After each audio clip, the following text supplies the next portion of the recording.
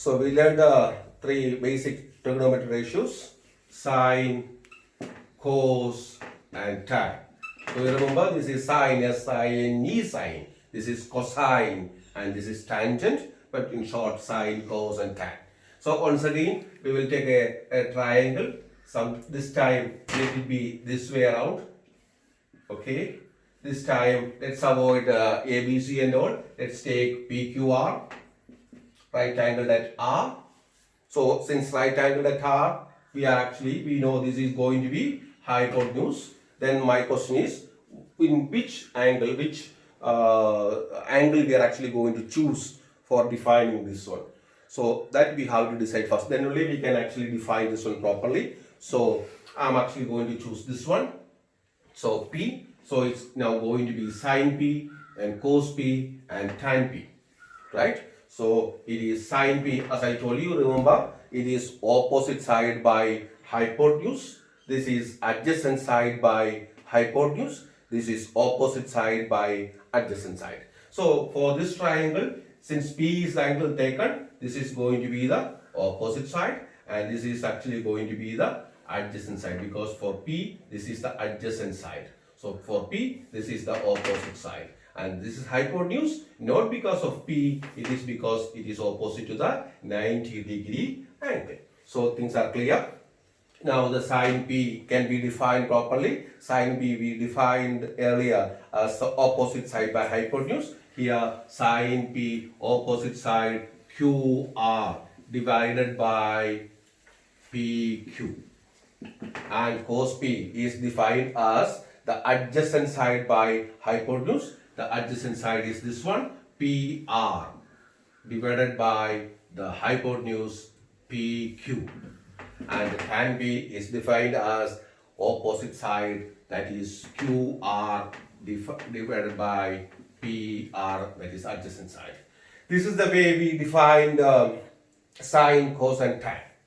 Now, we need to define another three more trigonometry ratios. Those three other trigonometry ratios are the inverse of this one.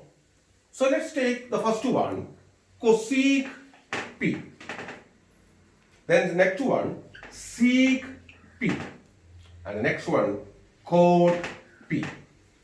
So how is actually that cosec P is defined, you know? It is defined as the hypotenuse divided by opposite side. We know the opposite side by hypotenuse side is what? It is sine P. Then what is cosec P? It is a hypotenuse by opposite. That means the inverse. This is the inverse of this one, and this is the inverse of this one. So yes, go with C. Now here C. Cos P. How it was defined? It was defined as adjacent side by hypotenuse. You remember, right? Now it is going to be hypotenuse divided by adjacent side. So the just opposite of this one, just inverse 1 by of that one. So the sine is going with cosec, so S and C, and cosec goes with S, C and S. So S from this section will go with the inverse of C from this section.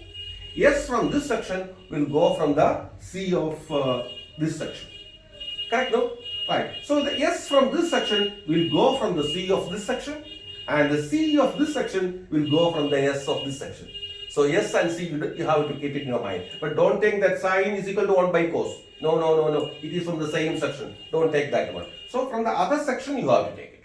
So how will you define tan B? It was defined as the opposite side by adjacent side. It will become adjacent side by opposite side. So what is actually the cosec P? Cosec P is, see, just look here, no need to look over there. Look here, QR by PQ, so this is going to be PQ by QR, and sec P is the inverse of cos, so it is going to be the PQ by PR, and this is PR by QR. I'm actually writing the inverse of this one, flipping it up or down. So totally there are 6 trigonometric ratios. I repeat, sine, cos, tan, cosec, sec, cot.